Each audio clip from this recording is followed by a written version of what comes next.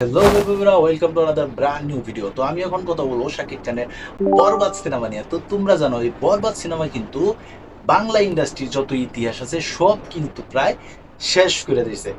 বেদের মেয়ে জ্যোৎস্না, রাজকুমার, প্রিয়তমা, তুফান সব কটা রেকর্ডে কিন্তু ভাঙে দিছে। অনেকেই বলছিল এই বরবাদ সিনেমা নাকি 100 কোটির ক্লাবে যাবে। হ্যাঁ, এটা আমি নিজেও বলছিলাম যে বরবাদ সিনেমা 100 কোটির ক্লাবে যাবে, কিন্তু ঘটনা যা হয়েছে এই বরবাদ সিনেমা কিন্তু ফুল এইচডি একবারে পাইরেসি হয়ে গেছে গা।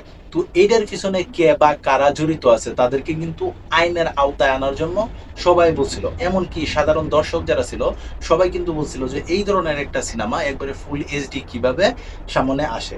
তো এখানে যে প্রযোজক আছে সুমি আপা, তো ওই সুমি আপাই কিন্তু বলছিল যে আমরা একটা মামলা করছি, ওই মামলার পর দেখা যাবে যে কি হয় না হয়।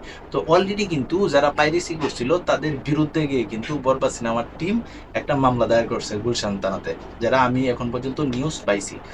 তো কে বা কারা এই ক্ষতিটা করছে এটা তো এখনো চিহ্নিত করা যাচ্ছে না, তবে আমার মনে হয় খুব শীঘ্রই এটা চিহ্নিত করা যাবে। অনেকে কিন্তু বলছিল যে এখানে বরবাদ টিমেরই কিন্তু কারো হাত থাকতে পারে, কিন্তু ওই রকমটাই যদি হয় বা নিজের ঘরেই যদি কোনো একটা মির্জাফর থাকে, তাহলে বাংলা সিনেমা কেমনে আগাইব?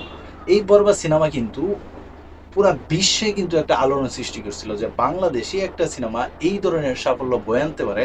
এটা ভাই আমার জানা ছিল না।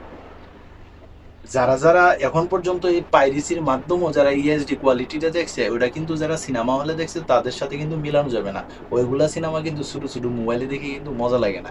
তো তোমরা যারা যারা এখন পর্যন্ত এই বরবাদ সিনেমা দেখো নাই, তোমরা রিকোয়েস্ট করবো যে তোমরা হলের মধ্যে যেয়ে বসে এই সিনেমাটা দেখো। তাহলেই কিন্তু এই সিনেমাটার যে মজা ওইটা কিন্তু তোমরা উপভোগ করতে পারবা।